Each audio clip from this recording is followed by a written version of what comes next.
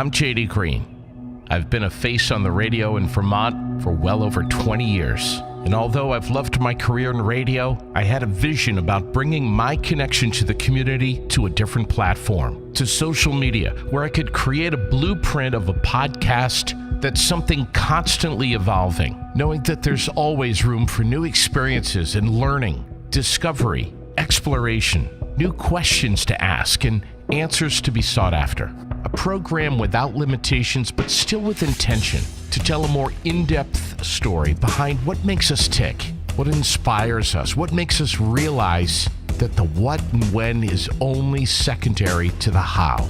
And it's the how and the why that I want to uncover. It's my hope with this podcast that I can inspire, inform, that we can learn together and tell the bigger stories behind our lives. That's our story. My real story off the air. I'll try to push the boundaries, arouse your curiosity, and ask the questions you want answers to. Maybe questions no one's asked. The good and the not so good. What's going on in Vermont as well as across our great country. Things you'll agree with, things you might not. It's my hope to laugh with you, cry with you, entertain and enlighten you, but mostly learn with you. Please make sure to support your local public access TV station, subscribe to my YouTube podcast, Aired Out, engage by sharing your comments, and invite your friends to be part of it too. Thanks for tuning in. This is Aired Out.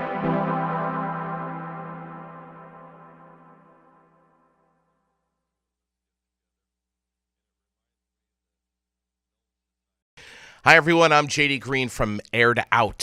Thanks for checking me out tonight on the internet. If you're doing so on YouTube, maybe you're watching on CVTV, Central Vermont Television, channel 192 and 194. CVTV723.org is the website for CVTV, Central Vermont Television on North Main Street in Barrie, where we are. The podcast, Aired Out, brought to you by Fly on the Wall Productions and CVTV, Peak Entertainment of Vermont, New Hampshire, weddings and parties, special events, peakdj.com. Special guest Newton Wells from Peak Entertainment was on the show a few weeks back. Super guy, very busy this time of year. Getting ready for the busy wedding season. FGB Theaters, Capitol Showplace in Montpelier, and Paramount Theater in Barrie, home of the FGB movie card and the $5 Ticket Tuesdays. Gift cards too, all at fgbtheaters.com, one of our new sponsors of Aired Out, and we appreciate it so much. CBDcrave.com, right here, yes, superior quality brands, shipped straight to your door. Quench the crave, cbdcrave.com. If you get in touch with them, tell Chris that JD sent you. Great guys over there. Man, they have got something for everybody. As you can see here, one of the items that they have is for pets, which is, I don't know, it kind of seems to be a growing trend these days. CBD products for your pets to keep them calm and gosh, my dog Badgley, unbelievable. I don't know how many of you out there have boxers, but high strung. But they've got it all. The oils, the balms, you name it. And honey and peanut butter, too, cbdcrave.com. Fontaine, Forestry, and Millworks of East Montpelier, also one of the sponsors of Aired Out, where they've got native lumber, custom cut, rough cut, kiln dried, planed, tongue and groove, shiplap, hemlock. I know they've got the bark mulch. This time of year, they're getting ready to move lots of loads of that by the yard, by the bag. Route 14, just below Bragg Farm. Fontaine, Forestry, and Millworks. And CW Print and Design in Barrie. Also a new sponsor, cwprintdesign.com is the website. They're open 8 to 6 Monday through Friday, Saturday 9 to 5. Those are some serious hours right there, and there's a reason for it because they know how to get your projects done real fast. You name it, they can probably do it. Printing, scanning, faxing, copying, custom design, web design, they'll do it all. Get in touch with Molly and the gang over at CW Print and Design. The new location right next to the Lenny's Outlet on North Main Street in Barrie. Huge location, too. Have you been in there yet? It's unbelievable. It's just huge. It's really cool. Back to FGB Theaters, one of the sponsors. I want to tell you that Wonder Park is out, coming out in theaters tonight, I believe. Wonder Park.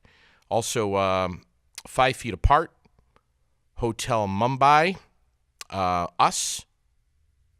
I believe those are out on the next Friday, the 22nd, Hotel Mumbai and Us in Captive State. But tonight it's Wonder Park and 5 Feet Apart among several of the movies that are out in theaters. If you get in touch with the guys over there, fgbtheaters.com, of course, the website to get the complete movie listings of everything that's playing this weekend. Don't forget about the matinees, too. Boy, that new Disney Marvel flick, Captain Marvel, was tremendous. Last weekend, $153 million in its debut weekend, which was just startling, along with How to Drain Your Dragon. I think that came in The Hidden World there. I think that came in second place in the theaters last weekend. Tyler Perry's A Medea Family Funeral, Lego Movie 2. Haven't seen it, heard about it. Green Book and a few others that were in there. But, yeah, great weekend to catch a movie. Get out and enjoy over at FGB Theaters. So much to get to. I have some guests coming in just a little bit from Bury the Needle Tattoo. Greg and Mia, two folks that right on Main Street in Barrie. So many people have had tattoos from Bury the Needle Tattoo. And Greg and Mia are some of the busiest tattoo artists I think that we've got in the region.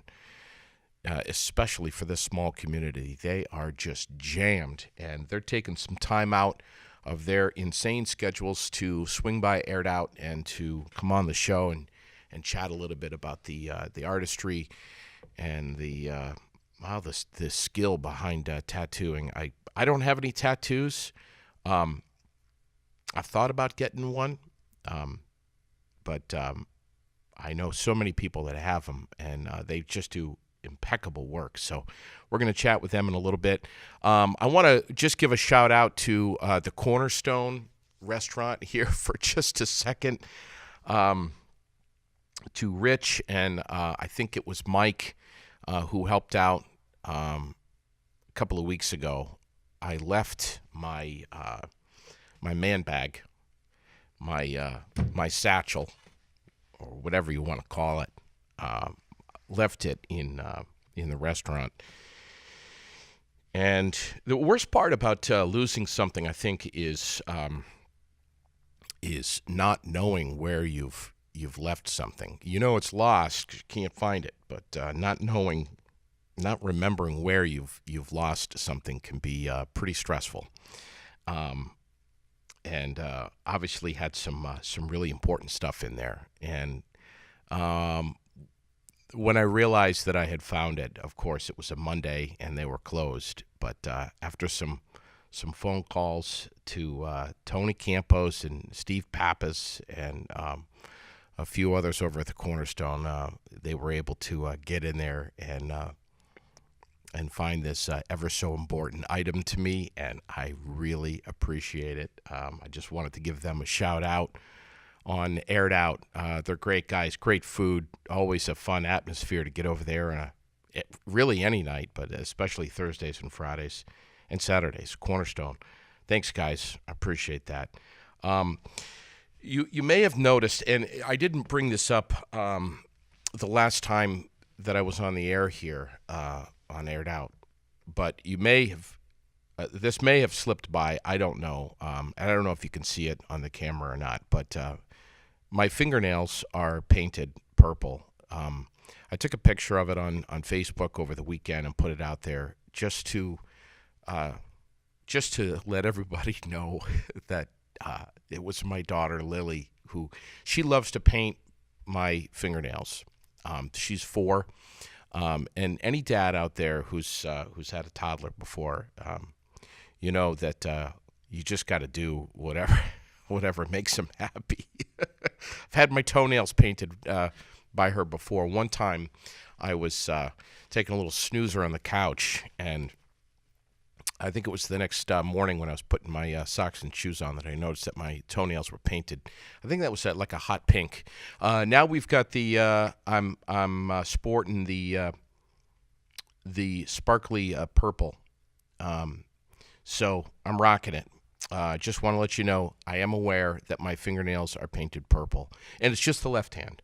The right hand is normal, but you never know what this is. You never know what you're going to see or really hear on this show. So the next time I'm on, there could be a different color of fingernail polish. But anyway, Lily is my little girl. At some point, I'm hoping to find the courage to bring her on the show, which would be a lot of fun. Totally don't know what to expect there. But anyway, speaking of which, if there's any dads or moms that are watching, listening to this podcast, I don't know if you've been inflicted by the Baby Shark video and song on YouTube.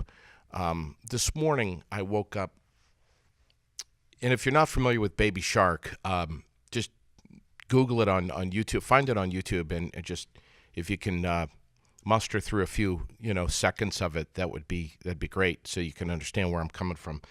I woke up this morning, for some reason, I don't know why, with the Baby Shark in my head, the theme song, and it's been an earworm for most of the day, including right now. So if I just suddenly, out of nowhere, break into the song of Baby Shark, please just bear with me, because it's crawling around inside my head right now. It's probably one of the most annoying songs I think I've ever heard. So I'm just kind of just chatting a little bit here before my guests come in. I'm, like most of you, very anxious for warmer weather. Roger Hill was saying on the air this morning that the mild temperatures that we've had today with the rain and the temps right up against 60 degrees, amazing. This warm front going to be short-lived, and I think he was saying, if my memory is serving me, that on Tuesday night we're supposed to be seeing temperatures dip down around -5 Tuesday night. So before you fret about that, as I did this morning, Roger reminded me that this time of year, any kind of cold snaps that we do get will be generally short-lived, whatever that means. It always seems like, even if they are short-lived, they're too damn long. But some more cold weather that is coming for the beginning to the middle of next week, and then we should be into significantly warmer weather. I think Roger was saying towards the end of March. So warm weather's coming. Hey, here's an encouragement that warm weather is coming. Corona has just come out with a new beverage. Some of you saw this on Facebook that I was posting up the other day. They've got the new passion fruit lime, the guava lime, and the coconut lime malt beverage from Corona. It's making me feel like stringing up the deck lights and getting the deck umbrella out already, although I've got about 8 feet of snow on the deck, so it's probably going to be a little while before that happens. Hey, the artists who will induct the class of 2019 into the Rock and Roll Hall of Fame at the end of the month have just been announced. This was something I ran out of time talking about on the air on Wake Up 101 the other morning. But Brian May, who's in the hall as a member of Queen, is going to be inducting Def Leppard this year. He's been friends with the band for a long time, so no surprise there. Did the 2000 Walk of Fame Hollywood star, and John Taylor and Simon LeBon of Duran Duran going to be introducing Roxy Music. Looking forward to the show. Harry Styles, by the way, going to be doing the honors for Stevie Nicks. So listen for more information about that. But that's some of what I know about this year's inductees into the Rock and Roll Hall of Fame. Man, there is so many things that I want to talk with you about. Yeah, Colton Underwood, and is it Cassie or is it Casey Randolph? See, you can tell that I'm not really familiar with The Bachelor. I know that they're officially an item. I know that he jumped the fence. I know that they just had, was it part 1 or part 2 of the finale the other night on The Bachelor where Colton said that they're very much in love, but they're not engaged yet. I don't know.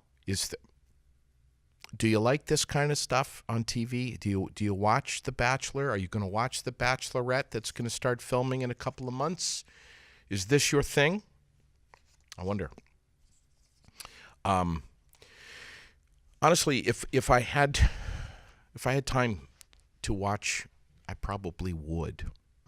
Just out of curiosity here. We got Lori Loughlin and Felicity Huffman making huge headlines on Wednesday morning. They're among more than 40 people that are accused in a major college admissions cheating scandal. Federal prosecutors in Massachusetts are saying that they paid bribes to a consultant who would steer the money towards SAT and ACT administrators or a college coach. And in some cases, the test administrators would then hire fake proctors to fill in the correct answers, if you can believe this. Authorities are saying the students generally weren't aware of what was going on. Generally. Yeah, of course. Unbelievable story that is still picking up steam and building momentum, even at this hour. I mean, here's kids who have pretty much had the map of their lives laid out in front of them, and yet their parents are trying to cheat to get them into top colleges. Unbelievable. And the daughter of Lori Loughlin, I think her name is Olivia.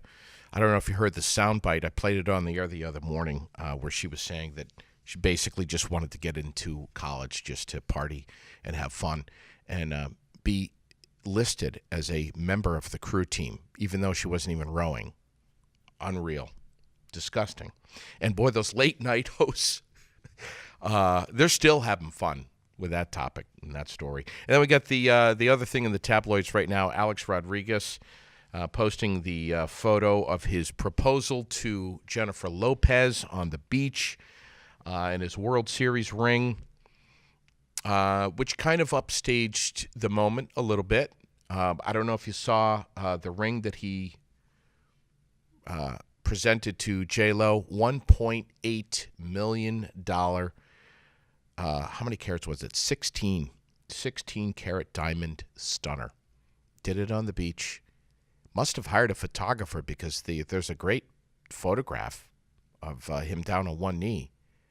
I don't know, from, maybe 20 or 30 feet away. So must have had a photographer there. Not sure what that's all about. But, of course, J-Lo must have known. But, I posted up on Facebook, you would just think that if you were going to present a ring to anybody, whether it's worth $1.8 million or $50, you would think that it would be somewhat of a private moment. But it's just remarkable how some of these celebrities crave a spotlight like that, and they just can't separate a personal and private moment from the tabloids. It's just amazing to me. They announced their engagement on Saturday night. By the way, A-Rod's net worth, $300 million. So I think he could have afforded the 1.8 mil for the ring just fine. What else is going on in Vermont? Of course, we just had town meeting day not too long ago. We have a goat elected as a mayor in Vermont in Fairhaven. What's the guy's name? Lincoln. A pre-K student named Sullivan Clark nominated his grandparents' goat after the town manager held an election to raise funds for a new playground. So we have a Vermont town electing a goat as its next mayor. It doesn't matter where you're watching this podcast. This is true. This is going on right now in Vermont. A goat. Also want to say in Vermont news, I reached out to some folks over at the Tunbridge World's Fair. You remember a month ago or so, there were a lot of stories and a lot of chatter about the First Branch River that spilled its banks and flooded the fairgrounds. And then, of course, everything was frozen at that point, and there were some damage done to a lot of the buildings and the structure there at the Tunbridge Fairgrounds. I think it was Gordon Barnaby, the vice president of the fair, that I reached out to. Haven't heard back from any of those folks over at the Tunbridge World's Fair. So if you know any of them, tell them that they've got an invite to come on, aired out, and talk about the status on things. I know the fair is going to happen this September, of course. I don't think they've ever missed one. Maybe they've missed one over all these years, but I don't know. I know the fair is going to take place, but there is some damage done, and I'm not sure if there's going to be any kind of fundraisers or anything going on with that regard. But if you hear of anything, please post some comments below and share the post. I'd appreciate that. So I posted up on Facebook my Facebook question of the day. Put this up on Wednesday morning, and this is what I wrote. Are you brave enough to comment?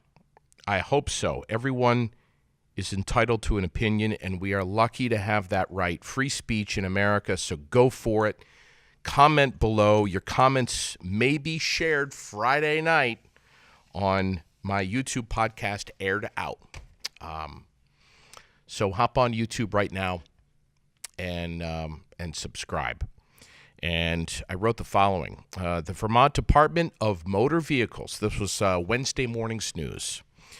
DMV preparing to offer a third gender option on driver's licenses. The new system is going to allow people to set M, F, or X as the gender on their license.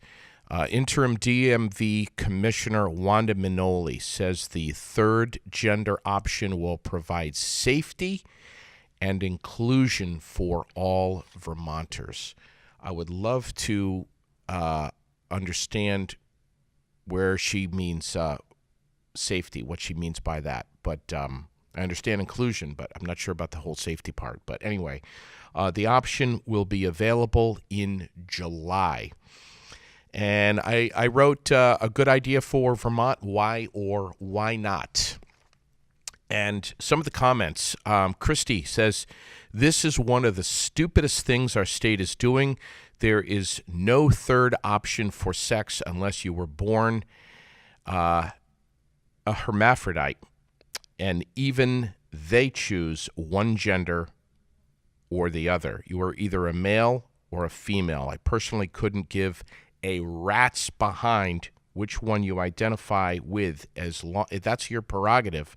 But having a third or other option is just stupid. Perhaps drop the male and female gender options and just put human. Absolutely insane. Shake my damn head. Nicole says licenses should list the exact gender for several reasons. Our license is something that we have that we hand over to people for several reasons, it is just going to cause havoc. I don't agree. I'm all for it if you want to identify as something else, which is your right, but to keep things simple, leave it as is. Just like the birth certificate thing now that they can change.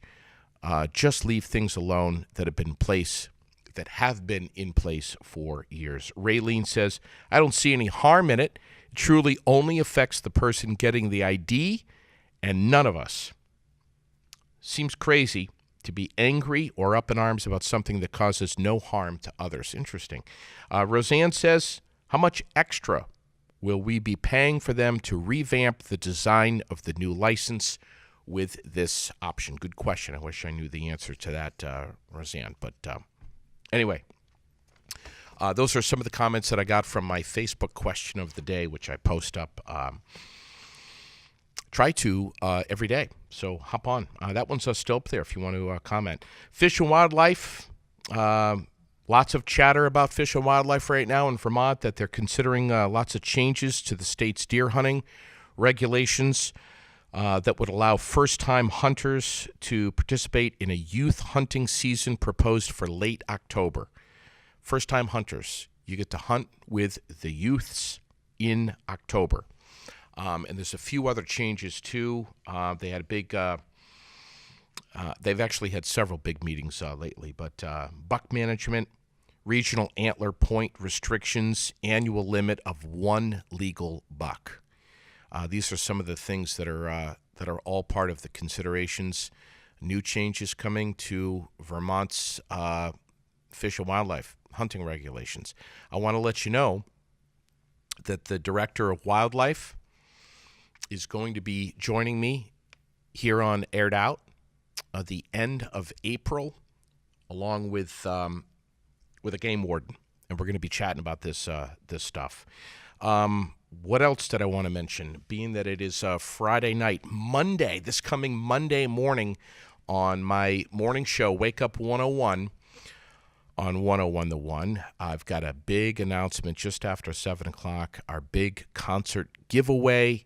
You know that we just gave away a huge trip to see Elton John, his farewell tour. We've got another one up our sleeve, and this one is massive. How could it be bigger than Elton? Monday morning, just after 7 o'clock, I'll have the announcement of who it's going to be, where you're going to go if you win the trip. Also want to put a quick announcement out there. Many of you have been asking me over the last month or so what's going on if I'm going to be doing Cause for Paws, my pet expo that I created several years ago in memory of my dog Buddy.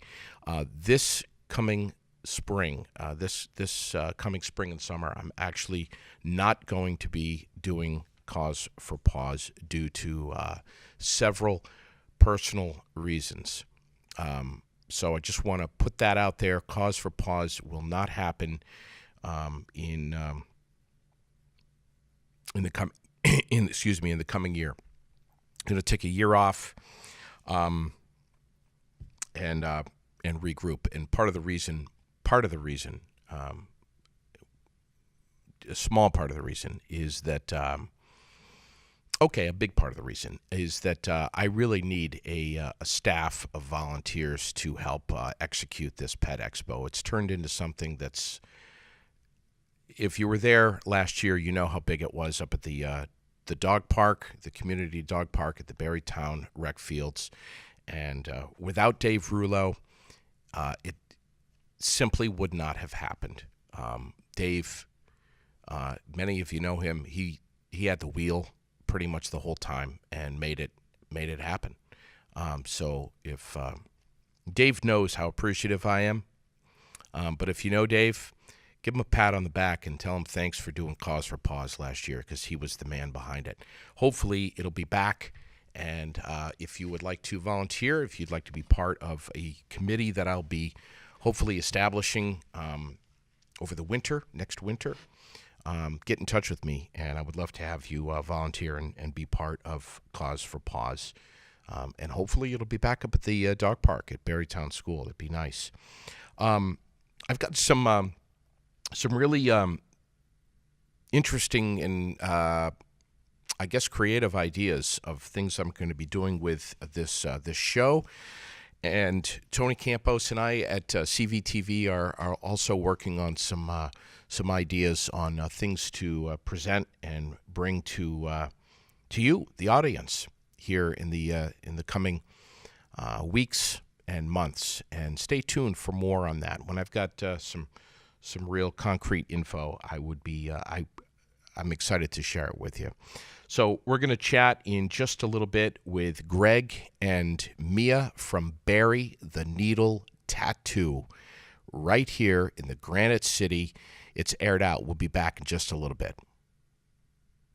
And a good Friday night. I'm JD Green. You've got Aired Out. Thank you so much for checking out the podcast on YouTube, being a subscriber, for liking, for sharing, and just being part of the experience. Fly on the Wall Productions and CVTV, Central Vermont Television, bringing it to you. Public access television 192 and 194, and at cvtv723.org. Also, Peak Entertainment of Vermont and New Hampshire.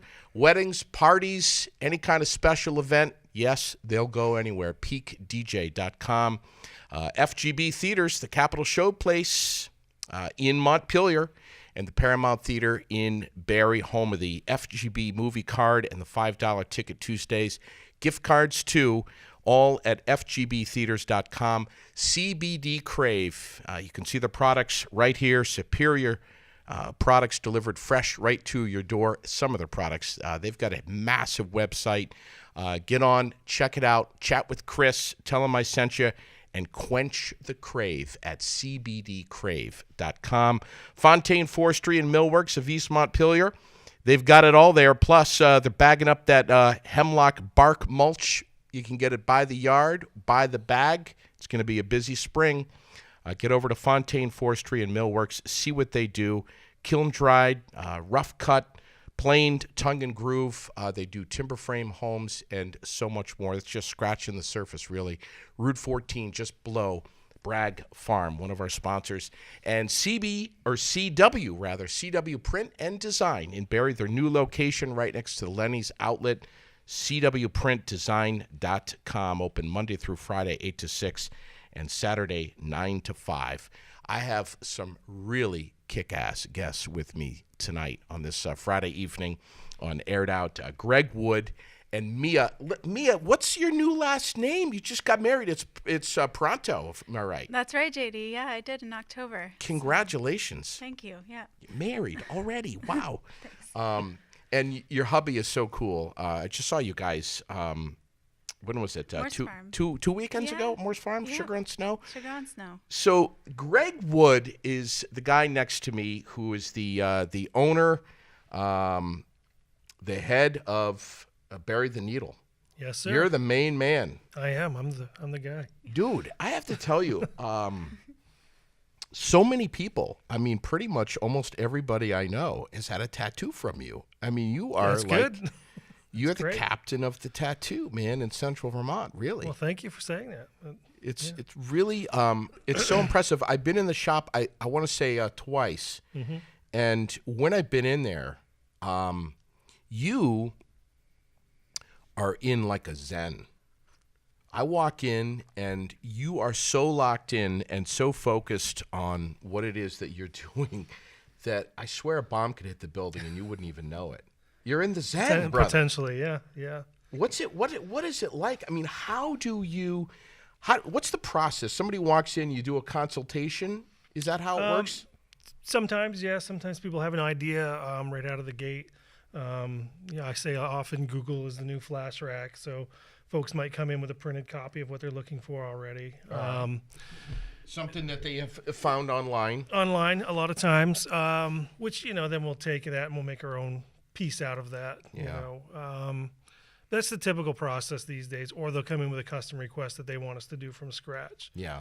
So they drop something in front of you and say how much. Right. Gone are the days of coming in and looking through books. But you have that though, right? We have some. I don't have nearly as many as I used to because those days are just kind of gone. They're gone. But, yeah.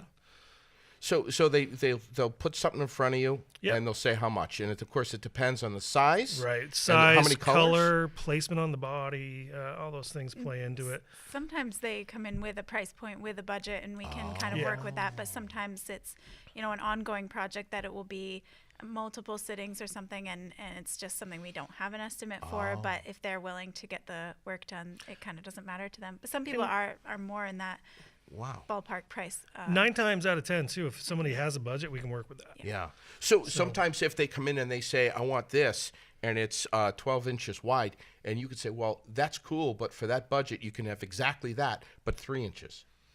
Exactly. If your budget's very minimal and your ideas are very maximal, Yeah. Oh, interesting. then we're going to have to do some rethinking there. But Right. we can work with people for the most part. Have you ever had Some things are just out of the question. Have you ever had folks come in and they're like very difficult, like I would be, where I'd come in and I'd say, well, I don't have anything written down on paper or anything, but I just kind of want this thing, and it's kind of goes off like this, and then All the time. That's where I would instead of booking something for them, if it's just a first timer getting an idea of what they would want, I always recommend of course people look at pictures of other tattoos, but I say look at posters, look at animation, look Yeah. at all different kinds of art, sculpture, jewelry, look everywhere you can artistically for your Actual inspiration. photographs. Actual Yep, photographs. You want an apple photographs. tattoo, look at real apples. Yep. Find the colors you like, Wow. the things that And draw even, you. Yeah. I'll tell people sometimes if they like the position that this cat is sitting in, but they'd rather have this face on it. It's kind of just getting general ideas together. That way they don't feel like, oh, I have to be stuck with this one idea that I brought in. Yeah. More of a evolution. Now, is there a website that that folks can go to and kind of look at ideas of what they, if they want the the infinity symbol or something like that? There's some I've seen in the past. Yeah. I haven't seen much of them anymore, but there were sites where you could type in Celtic cross and it'll show you hundreds of Celtic crosses, but then you've got to pay for the design, I don't know if they still Now it's exist or just not, mostly but Google or yeah, it's Pinterest. mostly Google, Pinterest. Oh, Pinterest. Yep. Pinterest is huge. Do you get a lot of folks? I mean, people get tattoos for probably millions of different reasons. I can only imagine. But As different as the tattoos they get. Yeah, but absolutely. do you get folks that come in that just lost a pet and they want to memorialize that animal somewhere? Didn't one of us just do one? One of us just did one recently. Yeah, I may have. yeah. Pets, even I don't know, people. but yeah. Well, we get People. lots of names, lots of even not just memorials, but memorials of people that are still living. Lots of baby footprints, lots of Footprints. names of people that are still alive, or things that people would like that are still alive. Wow. Yeah. Well, you see you see a lot of memorializing it on the backs of cars now. I mean, Yeah. people are really So picture those stickers as a tattoo. Yeah. We literally do things like that. wow. So what's your story, Greg? Where are you from, and how did you get started in this crazy biz? So I grew up in Montpelier, was born in Kansas. My dad was in the Army, moved back to Vermont when I was like a year old. So pretty much been in Vermont except for 1 year in Tennessee, which I'll get to in a minute here. But I first got interested in tattooing as an art form when I was around 13 years old. Wow. There was a garage in my neighborhood where this guy worked on bikes, him and his buddies.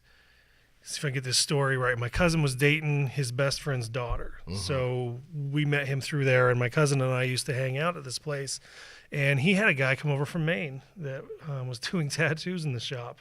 Now, in these times, tattooing wasn't regulated in Vermont. It was, kind of a don't ask, don't tell scenario. But I saw this art form, and it really piqued my curiosity. I'd been into art since I was a little kid, drawing, sketching, painting, Wow. any kind of creativity I could do like that. So like many stupid young teenagers, I decided to figure out how to hand poke tattoos with a sewing needle and India ink. And I'm not saying this as a means for anyone to think that's a cool way to go about things, because it's not. But in those days, it was really the only way to, test the water, so to speak. So between then and when I made a career out of it, it was kind of a hit or miss for me. It was, I might do one here, do one there, get curious here, talk to someone there. when I was 19, I moved to Tennessee for a year. I was able to start an apprenticeship down there, and that's what really sparked my interest for the craft altogether. And shortly after I moved back to Vermont, it became regulated. So that's when I jumped on as a quest. My goal was to open my own shop. Wow. And in 2000, I did that. 2000? Yeah. Was it really that long ago? Yeah. I know it feels like it was 5 years ago to me, but it was in where the did fall you, of 2000. Where I was opened the up. first shop? In White River Junction. I rented space from a piercer, who I won't mention because we had a bad falling out. But I rented space from him and started scraping the business together, trying to get my name out. I would go out to bars and clubs almost nightly, handing out cards and flyers and talking to people. Nobody down there knew me, you know. Wow. So even if I had opened here where I grew up, it would still be a process to get your name going, you know. Sure. This is in the infancy of Vermont regulating, so you know there wasn't a whole lot of shops. There wasn't a whole lot of artists licensed, and So when did it you was open? tough. When did you open on Main Street in Barrie? Here was October of 15. Okay. Yeah. That's what I'm thinking of when I say was it Yeah. So yeah. I had a really big falling out with the person I was in business with, and decided to move. And I figured if I was gonna move closer to home. Yeah. So you luckily, got the spot I got went on the market the day before I called about it. So things just lined up. I was only out of work about a month, so wow. it really worked out So well. bringing your skill, your talent of drawing with a pen or what have you on paper to a needle on someone's skin. It's vastly different. It's vastly different. I was in the mindset as a teenager that, well, I can draw. How hard could it be? Right? Oh my God. It's vastly different. There's a lot to learn, and nobody really taught me. The apprenticeship I started didn't pan out. It gave me basic knowledge, and that's about it. I mostly learned on my own and from taking seminars at tattoo conventions from larger names in the business. Yeah, how do you start out with hey, I've never given a tattoo before, but lend me your arm. Friends and family, thank God for them.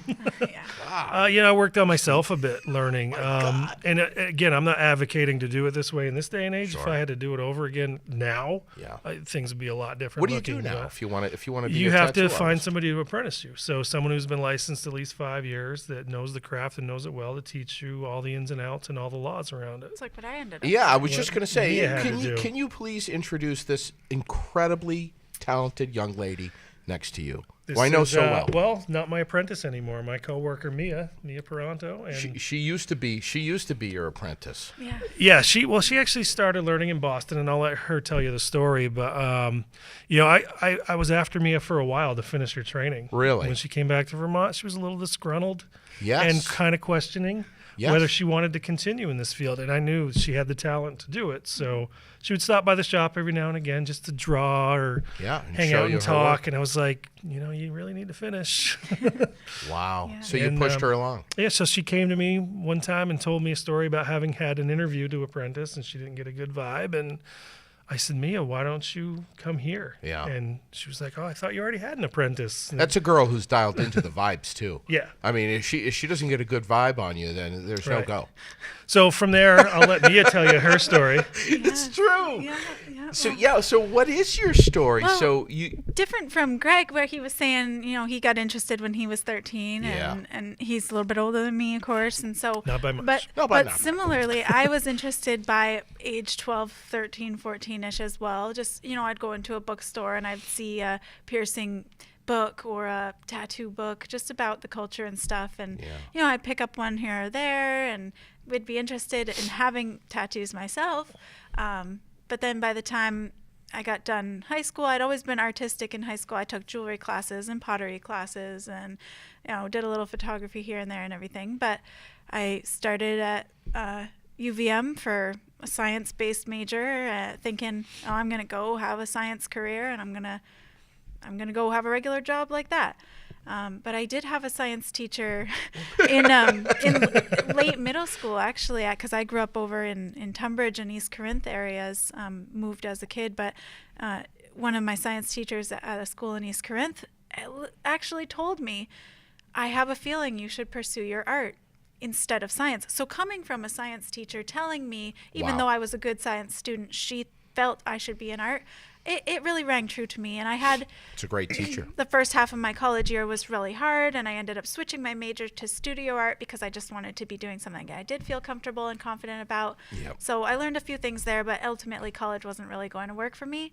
So I was able to move down to Boston for a little bit. Actually, right north of Boston, I was living in Malden.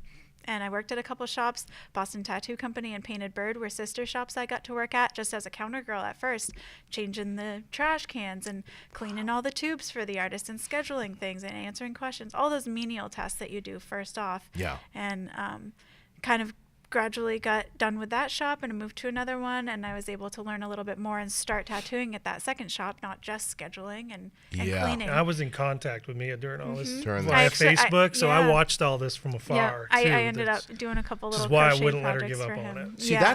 that's solid networking there, brother. Yeah. I mean, that's the way to do it. And I always knew there was a good home base of Vermont tattooers, and I had tried a couple people I reached out to in Burlington to try to apprentice me, but it seemed like at that time, late high school, hadn't really had many tattoos myself, so I feel like I wasn't taken all that serious.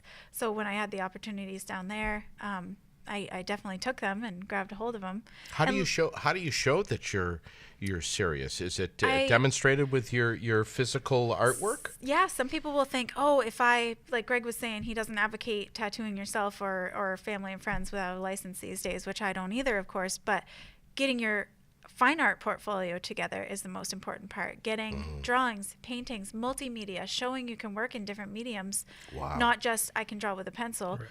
You know, that proves that you're willing to take on another medium, because it's not like anything else that you do. Tattooing's not like any other tool that you use for artwork. So proving that you can do other styles of art and other mediums of art is really important too. And having the confidence of, I can change your trash, I can clean your bathroom, and I'm not going to complain about it because I want the outcome. I want the result. I've been approached by lots of people to apprentice them, and overwhelmingly the scenario I get is, well, I just want a license. I've tattooed in prison and things like that. That is such a turnoff to or they a think, prospective mentor. if I bring in pictures of tattoos that I've done to an artist you've or already to a shop developed owner, bad habits that we now have it to doesn't look good. weed out Retrain of you. you. Yeah.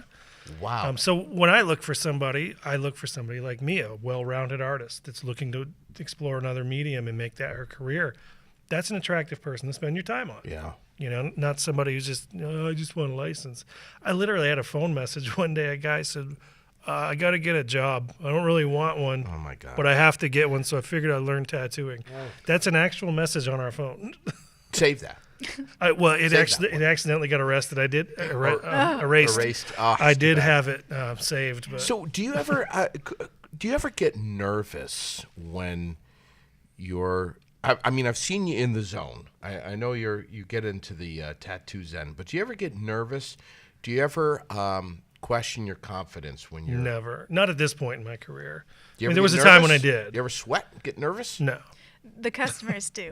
The customers do. Yeah. So curiosity. I sweat when it's summertime because I just hate the heat. But Yeah, but not under.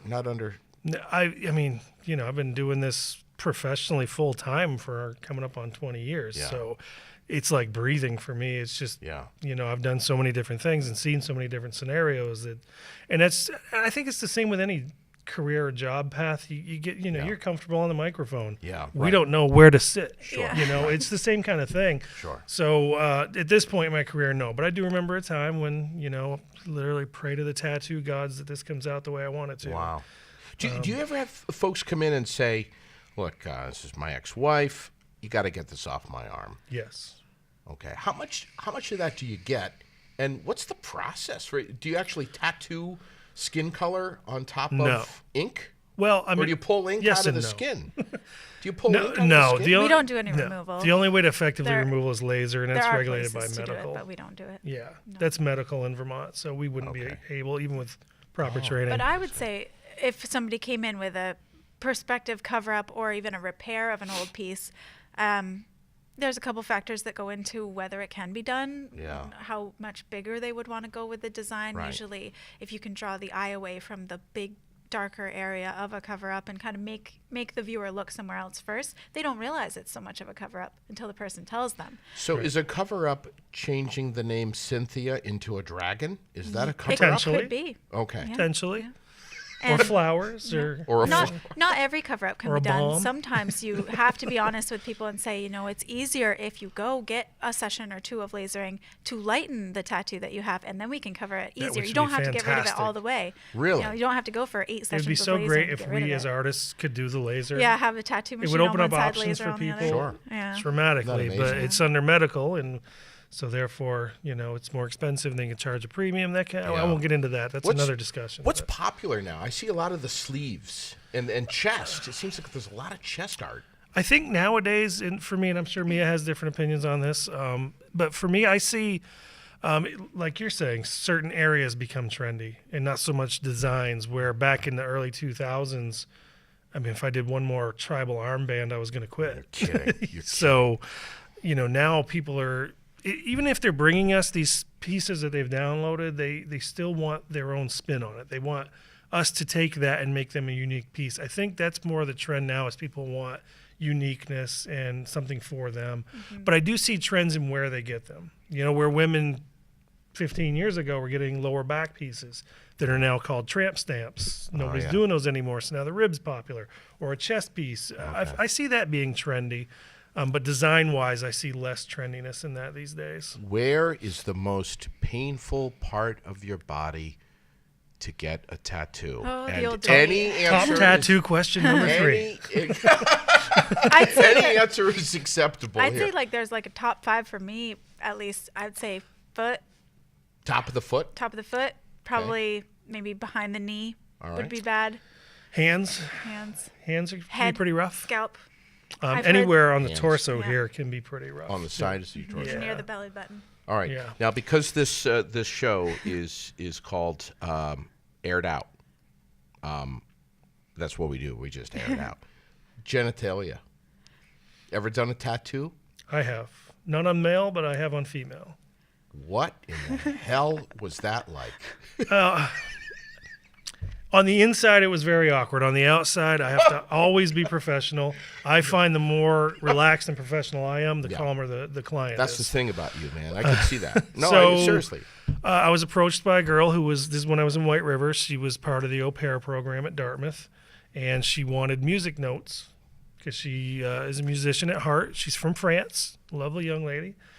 She said, I need to keep it hidden from my parents. Oh, my Where do you suggest? I'm like, well, how about, up here on the side or whatever? And she says, well, how about below the belly button? I'm like, yeah, under the pant line, that'd be fine. She's like, no. And then she's like, is there somewhere we can talk in private?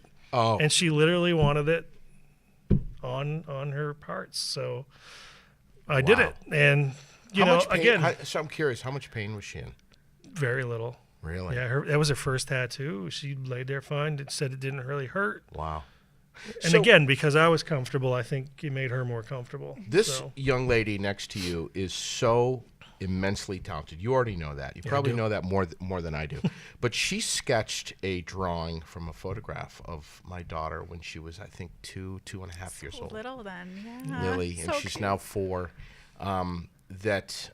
When she showed, hopefully I'm not going to start crying. I hope you do, because that speaks volumes to her dude. talent. So When she showed it to me, it literally took the air out of my lungs. that's what good art should do. Man, it was unbelievable, and I'm tearing up right now. Sherilyn has it hanging in her office, but it was a birthday present. So every time I go into Sherilyn's office and I see this incredible pencil drawing on the wall, I imagine having that on my shoulder. I don't have any tattoos.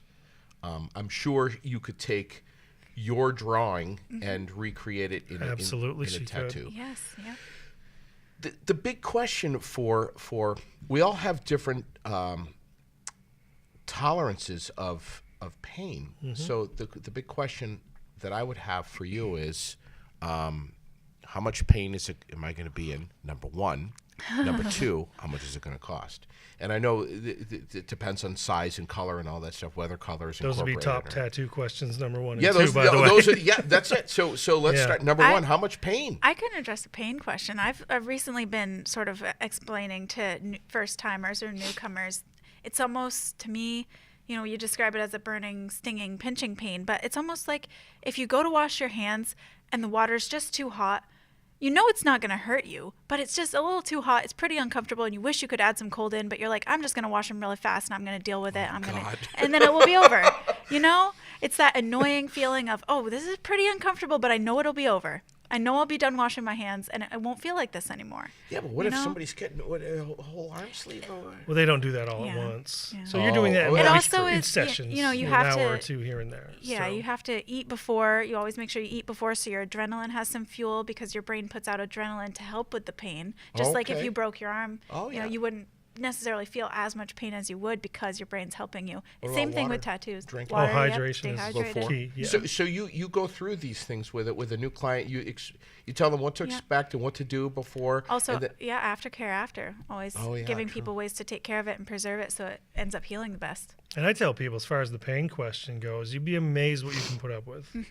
And I find when people are like, I can't, you've got 5 more minutes in you, easy. Do you ever get people, you start, you begin a paw print from their dog or their child's foot or whatever, and of someone who just passed, and they get emotional during the tattoo process? Yeah, I've cried with my clients. Wow. I've done memorials for people who've lost their kids or their parents, and you know, it gets emotional. It's a process, and you get to know this person, you get to know their story, and you start to feel for them.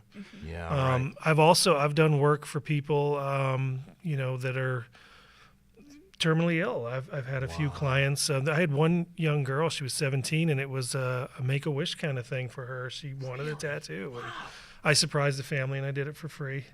After talking to them and realizing how much of a financial burden, emotional burden they'd been under, and so you get really in touch with your clients. So I literally have cried with my clients before. At the end, when they see the piece and they burst into tears, and I'll start crying and we hug. And do you ever get anyone who, like me, I would come to you and we would start the tattoo process, and you know, right when you got into it, the first 10 seconds, I'd go, ow, no way, man. Okay, no, stop. We're not doing this. You ever get that? Now you're labeled an annoying customer. No, I'm just kidding. It happens. People all react differently to that first poke. We do have a fair amount of having to talk people through it. Yeah. You know, give them a second, within reason.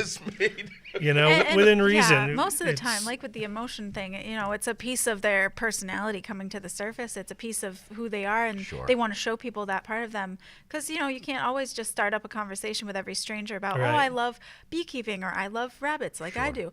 You know, it's something that they see and they say, why do you have that tattoo? And you get to tell them your story. So knowing that you're giving that experience to other people, and they get to walk around their world and show a little bit more of them, that's what really gets me, is adding to people's collections that really means something to them. Wow. That's one of the things I love about tattooing.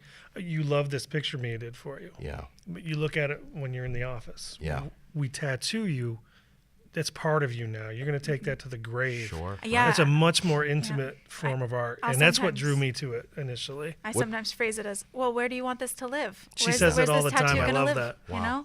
Or I gave this design a home. You know, it went home today. What's your website? We just do Facebook. I haven't had a regular website in years. Wow. Yeah. Bury the Needle Tattoo, folks. Thank you guys for coming in. I hope you come in again. Good luck this summer. Would love to have you. Peak Entertainment of Vermont, New Hampshire, Fly on the Wall Productions, CVTV, FGB Theaters, CBD Crave, .com, Fontaine, Forestry, and Millworks of East Montpelier, and CW Print and Design. Bringing it to you on this Friday night. It's aired out. I'm JD Green. Thanks for tuning in.